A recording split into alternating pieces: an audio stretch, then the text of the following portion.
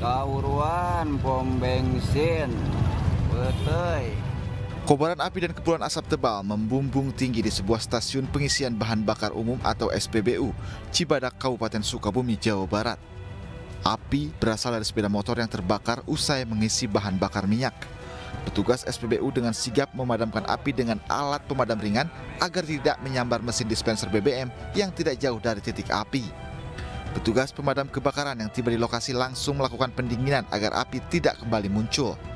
Akibat kebakaran, bangunan SPBU rusak, sementara sepeda motor yang menjadi penyebab kebakaran hangus terbakar. Sepeda motor, namun ada percikan api. Ya, akhirnya percikan api membesar sampai lari ke atas nih, ya ke atap pelafon inilah, ya. Yang ini kan plastik gitu ya, sehingga menimbulkan panas, akhirnya pecah ini nih. Kebakaran diketahui berasal dari percikan api sepeda motor usai mengisi BBM di SPBU. Meski sempat terjadi kepanikan, tidak ada korban jiwa dalam insiden ini. Dari Sukabumi, Jawa Barat, dari Kabupaten Sukabumi, Jawa Barat, Budi Setiawan, iNews melaporkan.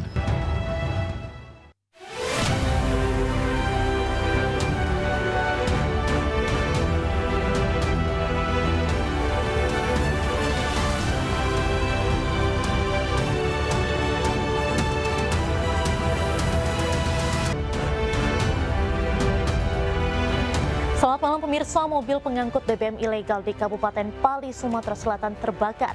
Saat proses pemadaman, sopir justru melarikan diri. Bersama saya Dian Ramni, inilah iNews Malam selengkapnya.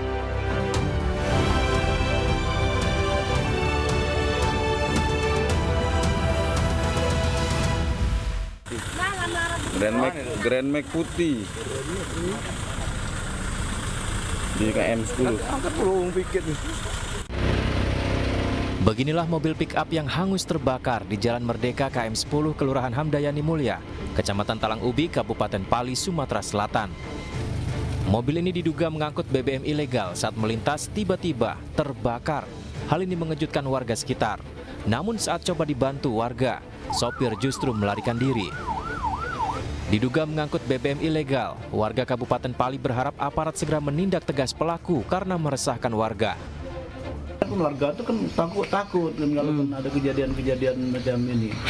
Jadi kan kami kan saran kami kan dari warga kan Simpang Raji khususnya supaya kan itu kan mobil-mobil yang ngangkut minyak ilegal itu harus ditindak oleh kan pihak yang berwenang Meresahkan karena kan hal-hal yang macam itu meresahkan masyarakat. Apalagi kan sudah kan berulang-ulang kali kejadian kan yang macam ini kan. Tim Damkar Kabupaten Pali menurunkan 3 unit mobil pemadam untuk menghentikan api. Untuk saat ini belum diketahui siapa pemilik kendaraan ini. Akibat dari kebakaran ini, arus lalu lintas sempat terhenti sementara karena tidak bisa dilewati. Dari Kabupaten Pali, Sumatera Selatan, Bisrun Silvana, iNews melaporkan. Polisi menggelar prarekonstruksi kematian bocah 6 tahun di tangan ibu tirinya di Pontianak, Kalimantan Barat. Dari hasil prarekonstruksi terungkap korban sudah sering mengalami tindak kekerasan dari pelaku. Prarekonstruksi digelar di rumah korban di Perumahan Purnama Agung 7, Kecamatan Pontianak Selatan, Kalimantan Barat pada Sabtu siang. Prarekonstruksi mendapatkan pengawalan dan dilakukan secara tertutup. Dalam prarekonstruksi ini pelaku memperagakan 67 adegan.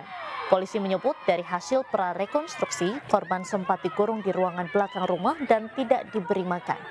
Adapun motif pelaku menghabisi korban karena cemburu terhadap ayah korban yang tidak memperhatikan pelaku saat hamil. Pelaku kini sudah ditetapkan sebagai tersangka dan ditahan di Mapolda Kalimantan Barat. Sementara itu jasad korban sudah dimakamkan. Kalau dari hasil tadi prarekonstruksi dengan hasil pemeriksaan kemarin, memang ada adegan-adegan yang klimaksnya itu adalah di pada hari Senin dan Selasa itu, Senin dan Selasa tersebut. Tapi kenapa bisa seperti itu? Ada beberapa adegan yang menyebabkan kondisi daripada si korban itu memancing emosi dari si pelaku sehingga kondisi fisiknya atau segala macam dari pemeriksaan ternyata memang ada perbuatan yang melawan hukum, kalau arti yang dilakukan oleh pelaku sehingga menyebabkan korban itu drop dan akhirnya pada saat kejadian meninggal dunia. Pemirsa, unjuk rasa mahasiswa menolak revisi Undang-Undang Pilkada ternyata masih terjadi di Kabupaten Jombang, Jawa Timur. Mahasiswa terlibat aksi saling dorong dengan polisi saat memaksa masuk ke dalam kantor DPRD Jombang.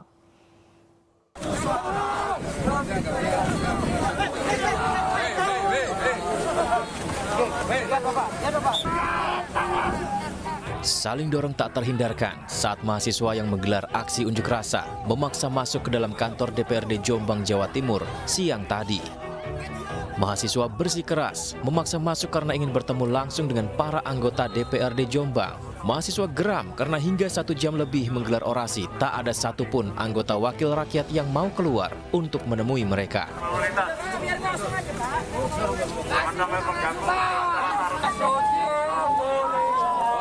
Meski rapat paripurna DPR RI mengenai revisi Undang-Undang Pilkada batal, namun mahasiswa tetap mengecam langkah DPR RI yang berencana melakukan revisi Undang-Undang Pilkada yang telah diputuskan oleh Mahkamah Konstitusi. Adalah menuntut DPR RI untuk tidak merevisi terkait Undang-Undang Pilkada. Yang kedua, DPR RI tetap menggunakan putusan MK nomor 60 dan 70 dan kemudian kita mendorong KPU untuk kemudian tetap menggunakan dan tetap mengacu kepada putusan MK terkait nomor 60 dan 70. Yang terakhir adalah kita desak Presiden agar segera mempertanggungjawabkan atas kegaduhan situasi politik yang ada di negara kita hari ini. Mahasiswa mendesak DPRD Jombang mau membantu menyalurkan aspirasi rakyat. Dan jika Undang-Undang Pilkada yang telah diputuskan MK suatu saat ternyata direvisi lagi oleh DPR RI, mahasiswa berencana menggelar aksi yang lebih besar. Dari Jombang, Jawa Timur, Muhtar Bagus, iNews melaporkan. Aksi gelombang unjuk rasa mengawal putusan MK di Kota Cimahi, Jawa Barat pada Sabtu sore juga berlangsung memanas. Puluhan mahasiswa yang memaksa masuk terlibat adu dorong dengan aparat kepolisian yang berjaga di pintu gerbang.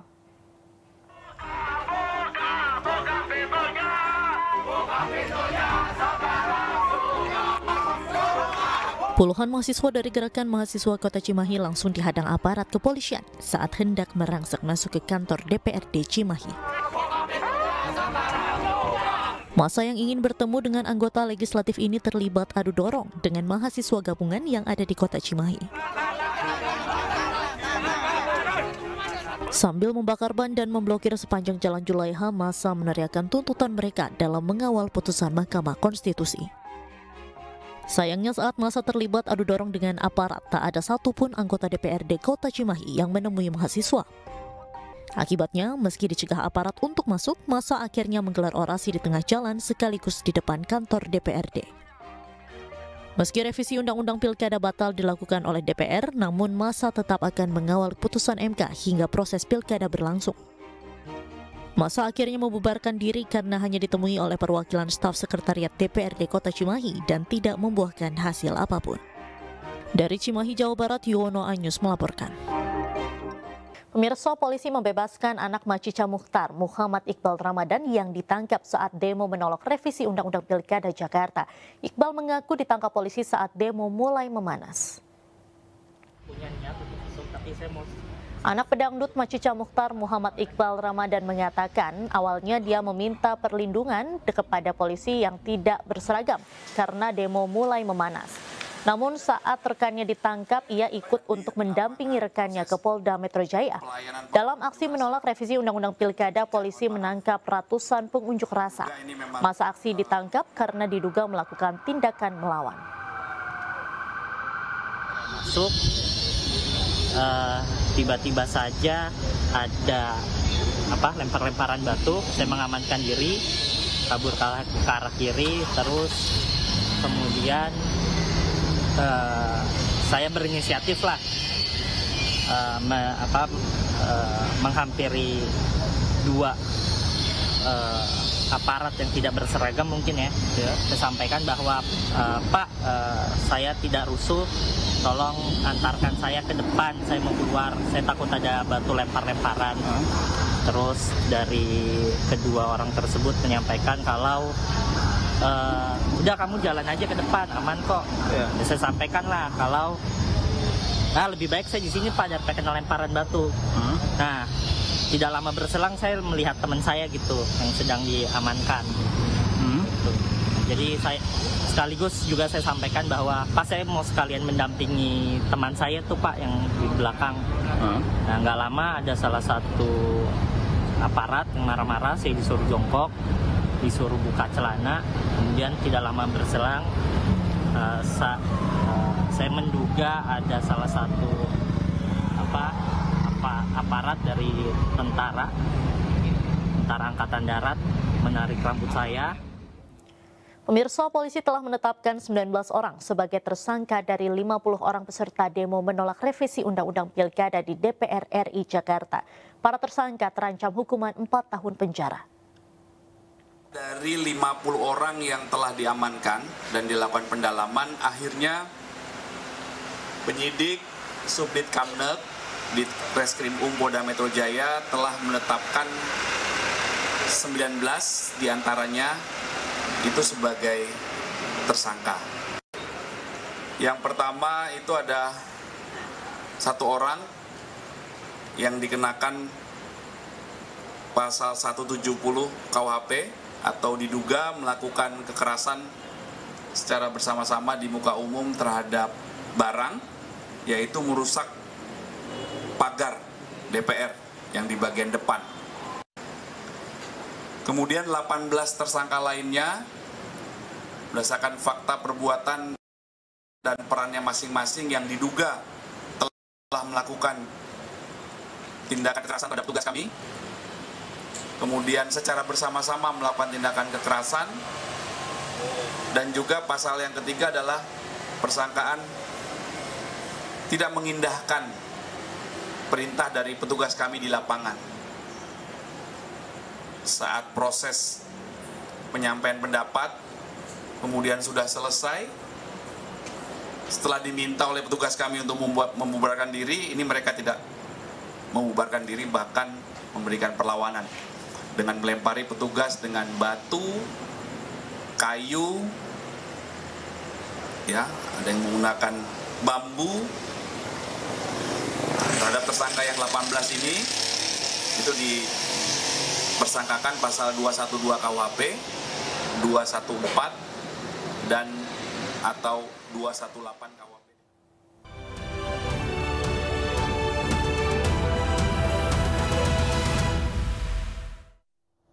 Anda kembali di Anyus Malam pemirsa. Setelah menjalin komunikasi intensif siang tadi, Anies Baswedan menyambangi kantor DPD PDIP Jakarta. Saat ditanyai terkait kemungkinan diusung PDIP dalam Pilgub Jakarta, Anies menyebut masih menunggu keputusan.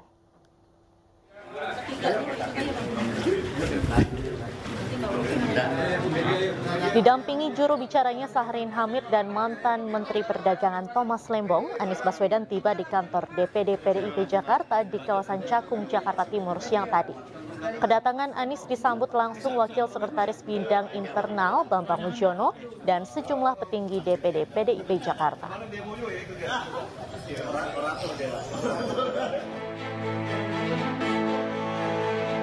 Jubir Anies menyebut pertemuan membahas sejumlah program-program pro rakyat, termasuk politik tata ruang hingga kelestarian lingkungan. Usai pertemuan, Anies bersama Ketua DPD PDIP Jakarta, Adi Wijaya, sempat memberikan keterangan kepada awak media terkait pertemuannya tersebut. Saat ditanyai terkait kemungkinan diusung PDIP dalam Pilgub Jakarta, Anies menyebut masih menunggu keputusan.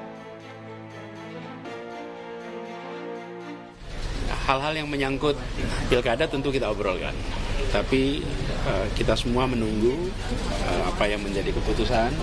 Jadi tadi sama sekali kita tidak menyinggung tentang keputusan, langkah dan lain-lain, karena semuanya ada di DPP partai, di luar kewenangan kita. Tapi kita diskusi tadi, kita ngobrol dan kita bicara tentang masa depan Jakarta, dan kita juga berbicara tentang bagaimana agar pemikiran-pemikiran kebangsaan, pemikiran-pemikiran tentang Bung Karno, keindonesiaan, keagamaan itu bisa berjalan seiring dan membuat suasana di Jakarta suasana yang aman, teduh, damai.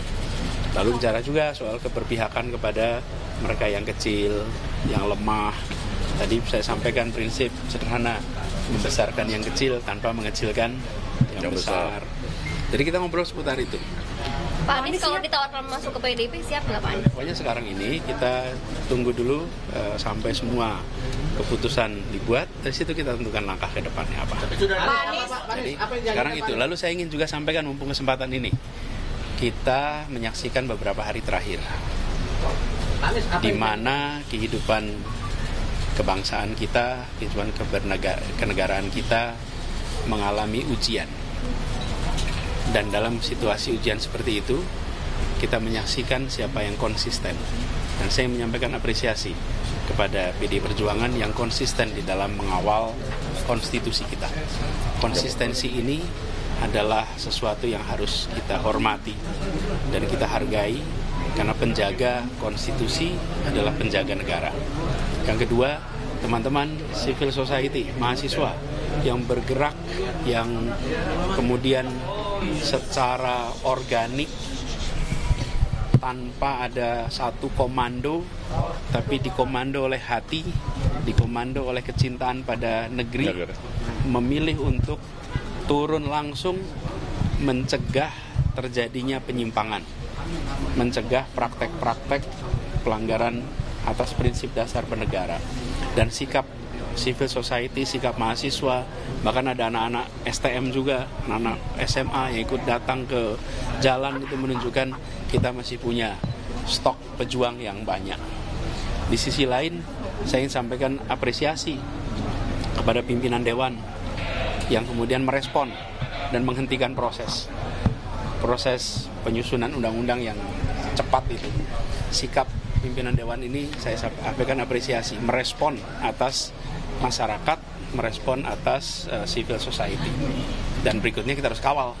Kita pastikan kawal sama-sama bahwa konstitusi kita yang sudah diamanatkan dan apa yang diamanatkan oleh MK itu dijaga sampai tuntas. Gitu. Pak Anies sudah ada rencana pertemuan Bu Mega belum? Kita mengalir saja nanti pada waktunya. Seperti pertemuan hari ini kan juga tidak direncanakan, spontan, relax, santai. Nanti kita kabari kalau ada pertemuan. Pak Bu Mega kan bilang kalau Pak Anies mau didukung, Pak Anies mau atau enggak nurut sama Bu Mega gitu Pak. Nah Pak Anies melihat itu seperti apa Pak? Ya, jadi kita semua menyadari bahwa beliau merujuk kepada amanat konstitusi, cita-cita bernegara, cita-cita untuk mewujudkan Indonesia yang bersatu, yang beragam tapi bersama, dan itulah yang kemudian kita jadikan rujukan sama-sama. Ya, kita menyamakan, kita punya visi dan misi, ya, bagaimana kita mengawal, ada persamaan, kita punya pandangan bahwa kita harus mengawal konstitusi yang benar, kita harus mengawal demokrasi yang benar. Itu aja. Pak, ini kan tadi hangat banget nih Pak, salamannya, senyumnya gitu. Apa udah memutuskan bahwa Pak Anies kayaknya cocok nih diusung sama PDI? Insya Allah. Insya Allah ya. Pemirsa, politikus PDIP Masinton Pasaribu menyatakan hasil pertemuan Anies ke DPD PDIP Jakarta akan disampaikan ke DPP PDIP. Sementara pengamat politik Adi Prayitno menyebut kedatangan Anies ke PDIP menjadi titik terang duet Anies PDIP. Anies pun dinilai tidak memiliki pilihan selain bergabung dengan PDIP. Berikut cuplikan dialog dalam program iNews Sore beberapa saat lalu. Kan ini membahas banyak hal termasuk kesamaan ideologi dan juga pemahaman. Berarti semakin kuat nih Bang Masinton, PDIP bakal mengusung Anies. Ya, insya Allah. Nah tentu semua keputusan kan ada di DPP PDI Perjuangan seperti itu. Nanti akan hasil pertemuan tadi akan disampaikan oleh Pak Aming sebagai Ketua DPD PDI Perjuangan Jakarta kepada DPP PDI Perjuangan. Seperti itu, dan juga kepada Ibu Mega. Ya, tapi kalau agenda pertemuan Anies dan juga Bu Mega sudah ada tanggalnya nih? Bang Masinton, karena tanggal 27 udah pendaftaran nih Bang. Belum, sabar aja. Nanti kita tunggu hasil penyampaian laporan oleh Pak Aming, Ketua DPD Provinsi DKI Jakarta kepada DPP dan Ibu Megawati. Seperti itu, Bung. Saya kira kalau kita membaca arah mata angin dan gestur politik antara PDIP dan Anies Baswedan, ini sudah mulai ada kelihatan titik temu dan titik terang ya soal bagaimana kemungkinan keduanya akan berkoalisi di Pilkada Jakarta ya. Karena memang harus kita akui selama ini kan jangankan untuk berkomunikasi, jangankan berbalas kunjungan politik ya.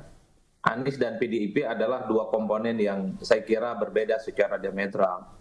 Jadi kalau hari ini kemudian tiba-tiba ada kunjungan Anies ke PDIP Jakarta misalnya, ini kan sebagai salah satu bentuk betapa memang keduanya itu sudah mulai kelihatan ada titik temu. Satu sisi katanya Anies Baswedan itu pastinya membutuhkan partai politik untuk bisa berlayar di Jakarta, dan pada saat yang bersamaan PDIP juga butuh partner yang relatif punya nama besar seperti Anies ya, untuk melawan kekuatan politik Kimplas yang mengusung Ridwan Kamil dan Suswono. Jadi dalam konteks inilah saya kira pertemuan PDIP dan Anies Baswedan hari ini sudah mengalami kemajuan. Kalau kemarin kan hanya berbalas pantun, kalau kemarin kan hanya berbalas puji, kalau kemarin kan hanya ada flyer Bang Masinton Pasaribu dan Anies Baswedan.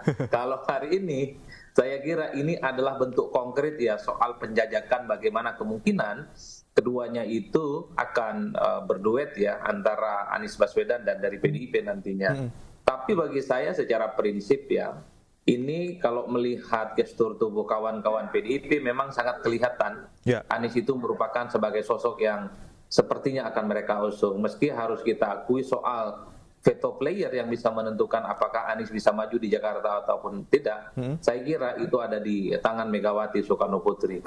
Itu yang saya kira memang kuncinya gembok Anies Baswedan bisa maju hari ini ada di tangan Megawati Soekarno Putri. Dan tentunya syarat yang lainnya yang harus dipenuhi adalah jadi kader nih, Mas Adi, berarti ya. Kemungkinan Anies bakal nurut gak nih, Mas? Kalau saya jadi Anies Baswedan, saya akan nurut, Mas. Kalau jadi Anies bakal nurut ya, Mas Adi ya?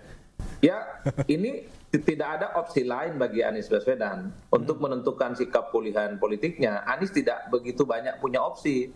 Kalau dulu mungkin Anies masih punya opsi-opsi banyak, tidak mau masuk PKS, mungkin dia berharap Nasdem dan PKB mau mengusung, tapi PKB dan Nasdem juga balik badan kan, tak punya sikap politik untuk mendukung Anies. Per hari ini, satu-satunya masa depan politik Anies di Jakarta hanya ada di PDIP. Jadi segala sesuatu yang diinginkan oleh PDIP sebagai bentuk salah satu bergen politik, ya suka tidak suka harus diikuti oleh Anies Baswedan. Sementara itu pemirsa, Dharma Pongrekun dan Kunwardana lolos verifikasi KPU dari jalur independen. Banyak warga Jakarta mengaku KTP-nya dicatut karena merasa tidak mendukung pasangan ini.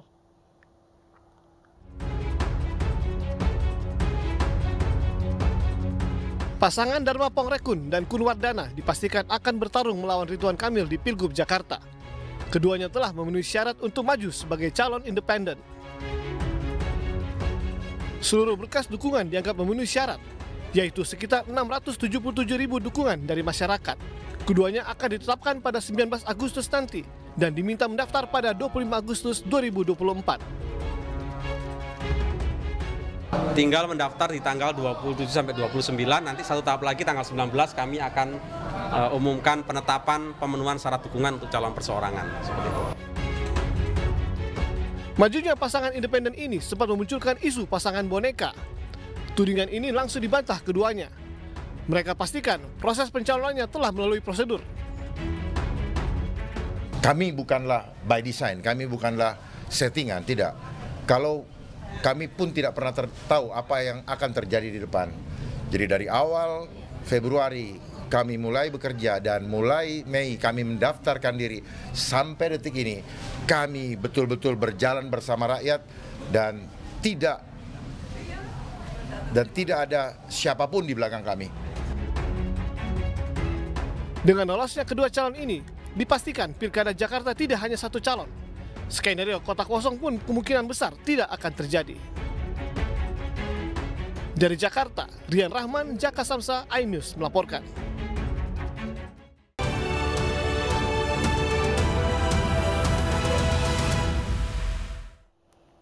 Anda kembali di iNews Malam pemirsa. Komisi Pemilihan Umum Provinsi DKI Jakarta akan membuka pendaftaran bagi kandidat calon gubernur dan calon wakil gubernur DKI mulai 27 hingga 29 Agustus 2024 mendatang. KPU menetapkan parpol atau gabungan parpol harus memiliki suara paling sedikit 7,5% suara sah supaya bisa mengusung pasangan calon di Pilgub Jakarta. Di tanggal 27 dan 28 Agustus pendaftaran dibuka pukul 8 pagi hingga 4 sore, sementara di hari terakhir yaitu 29 Agustus pendaftaran dibuka pada pukul 8 pagi hingga 23:59 malam. KPU DKI Jakarta juga telah mengeluarkan keputusan terkait syarat minimal suara sah parpol atau gabungan parpol untuk mengajukan paslon pada Pilgub dan Pilwagub DKI Jakarta, yaitu paling sedikit 7,5% suara sah. Ketua KPU DKI Jakarta Wahyudinata menjelaskan keputusan KPU Jakarta ini telah mengakomodir putusan Mahkamah Konstitusi yang menetapkan syarat pencalonan berdasarkan persentase komposisi penduduk di daftar pemilih tetap. Keputusan KPU ini kami menetapkan pertama syarat perolehan suara sah partai politik atau gabungan partai politik pada pemilu anggota Dewan Perwakilan Rakyat Daerah Provinsi tahun 2024 sebagai persyaratan pengajuan pasangan calon dari partai politik atau gabungan partai politik pada pemilihan gubernur dan wakil gubernur Provinsi Daerah Khusus Ibu Kota Jakarta, yaitu paling sedikit 7,5%, dan wakil gubernur DKI Jakarta sebagai berikut. Untuk hari Selasa dan Rabu tanggal 27 dan tanggal 28, kami membuka pendaftaran dari pukul 8 sampai pukul 16.00. Untuk hari terakhir, Kamis tanggal 29 Agustus, kami membuka pendaftaran dari pukul 8 sampai pukul 23.59. Sementara itu, pemirsa, Komisi Pemilihan Umum menggelar rapat bersama DPR membahas peraturan Pilkada 2024. Rapat digelar di sebuah hotel di kawasan Sudirman, Jakarta. Salah satu yang akan dibahas dalam konsinyering adalah menyiapkan draft perubahan PKPU nomor 8 tahun 2024 tentang Pilkada.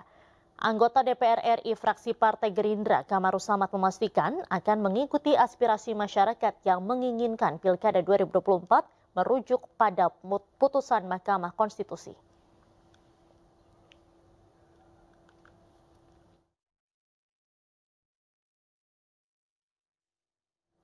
Pemirsa, KPU dan Komisi 2 DPR RI menggelar rapat konsinyering membahas peraturan KPU untuk Pilkada 2024. Rapat digelar di Hotel Ayana, Jakarta. Sebagaimana dimaksud dalam pasal 14 ayat 2 huruf D, terhitung sejak penetapan pasangan calon. Kemudian PKPU 8 juga di pasal 95 ayat 2 ada perubahannya, usulan perubahannya langsung saya baca saja. Pasal 95 ayat 2, usulan perubahannya dari yang sudah ada. Pengumuman informasi dan jadwal pendaftaran sebagaimana dimaksud pada ayat 1 memuat A. Keputusan KPU Provinsi atau KPU Kabupaten Kota mengenai jumlah persyaratan akumulasi perolehan suara sah sebagaimana dimaksud pada pasal 11 ayat 8. B. Ayat 6, mohon maaf. Ya. B. Keputusan KPU Provinsi atau KPU Kabupaten Kota mengenai penetapan pasangan calon perseorangan yang memenuhi persyaratan dukungan dan sebaran sebagaimana dimaksud dalam pasal 91 ayat 1 dan C, waktu dan tempat pendaftaran pasangan calon. Ya pemirsa, saat ini sedang berlangsung rapat konsinyering yang membahas peraturan KPU untuk Pilkada 2024 antara KPU dengan Komisi 2 DPR RI. Saat ini bisa kita lihat di layar kaca Anda bahwa Ketua KPU Muhammad Afifuddin tengah memaparkan soal materi yang dibahas pada konsinyering pada hari ini. Terdiri atas A. Pemenuhan persyaratan akumulasi perolehan suara sah sebagaimana dimaksud dalam pasal 11, dan B. Dokumen persyaratan pencalonan oleh partai politik beserta pemilu atau gabungan partai politik beserta pemilu sebagaimana dimaksud dalam pasal 13 ayat 1. Kemudian di pasal 135 langsung ke usulan perubahannya. Rapat konsinyering antara DPR RI dan juga Komisi 2 DPR RI hari ini digelar di Hotel Ayana, Jakarta, yang akan membahas soal Pilkada 2024, tepatnya untuk peraturan KPU terkait Pilkada 2024. Perseorangan yang belum mendaftar, KPU Provinsi dan KPU Kabupaten Kota dapat melakukan perpanjangan pendaftaran dengan ketentuan A. Apabila persyaratan akumulasi perolehan suara sah dan dari partai politik peserta pemilu atau gabungan partai politik peserta pemilu yang belum mendaftar mencapai ketentuan persyaratan akumulasi perolehan suara sebagaimana dimaksud dalam pasal 11 ayat 1, maka komposisi partai politik peserta pemilu atau gabungan partai politik peserta pemilu yang mengusulkan pasangan calon yang telah diterima pendaftarannya tidak dapat diubah. B. Apabila persyaratan akumulasi perolehan suara sah dari partai politik peserta pemilu atau gabungan partai politik peserta pemilu yang belum mendaftar tidak mencapai ketentuan persyaratan akumulasi perolehan suara sah sebagaimana dimaksud pada pasal 11 ayat 1. Sebelumnya, Komisi Pemilihan Umum memastikan akan mematuhi putusan Mahkamah Konstitusi dalam membuat peraturan KPU tentang pencalonan kepala daerah. Selanjutnya, KPU dan Komisi 2 DPR akan memutuskan peraturan KPU ini Senin mendatang.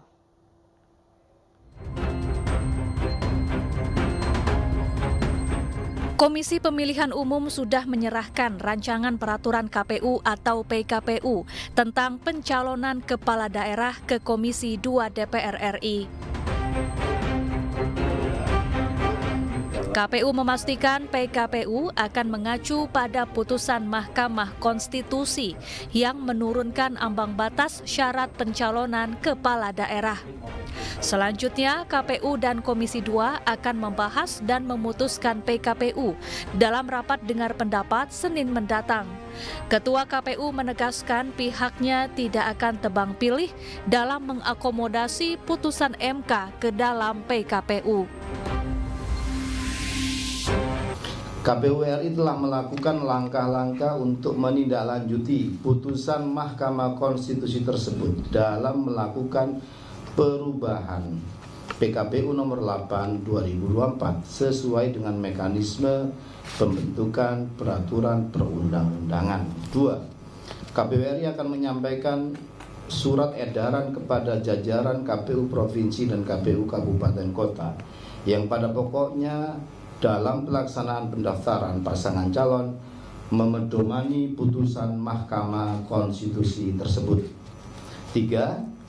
KPU Provinsi dan KPU Kabupaten Kota akan melaksanakan tahapan pengumuman pendaftaran pasangan calon pada tanggal 24 sampai 26 Agustus 2024 yang substansinya pengumuman tersebut memperhatikan putusan Mahkamah Konstitusi.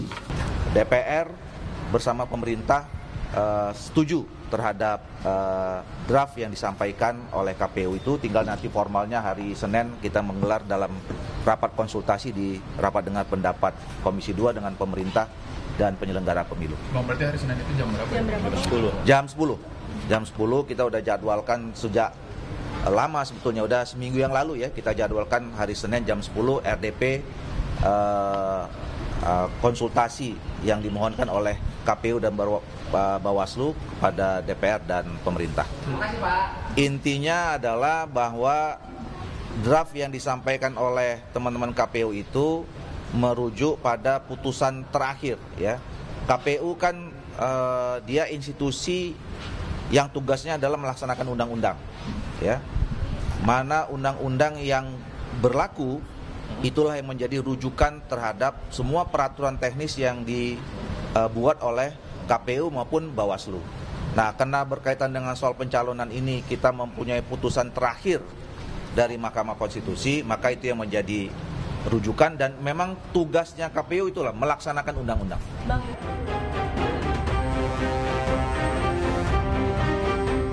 Di sisi lain, publik akan terus mengawal janji KPU dan DPR agar betul-betul mematuhi putusan MK.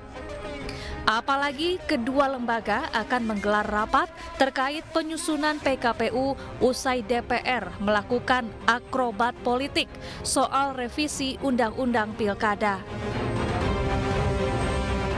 Tim Liputan iNews melaporkan. Jelang kualifikasi Piala Asia U17, Timnas Indonesia menggelar pemusatan latihan di Bali.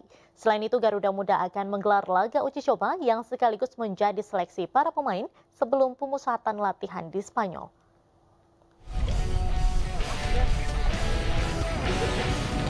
Jelang kualifikasi Piala Asia U17, Timnas Indonesia menggelar pemusatan latihan di Badung, Bali. Pada pemusatan latihan kali ini, pelatih tim U17 Indonesia Nova Arianto membawa 32 pemain. Selain itu, tim U17 Indonesia juga akan menggelar laga uji coba melawan India yang sekaligus menjadi seleksi para pemain sebelum pemusatan latihan di Spanyol.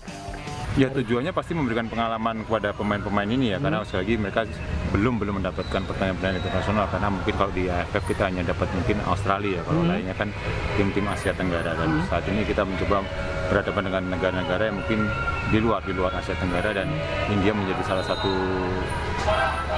sarana saya untuk mencoba semua pemain ya, karena kita masih akan melihat siapa pemain yang akan kita bawa tes di Spanyol, dan harapannya di 2 pertandingan itu saya bisa melihat pemain-pemain yang siap untuk dibawa ke Spanyol. Timnas U17 akan menjalani laga uji coba melawan India 2 kali pada Minggu 25 Agustus dan Selasa 27 Agustus mendatang. Dari Gianyar, Bali, Ketut Catur Kusumaningrat, iNews melaporkan.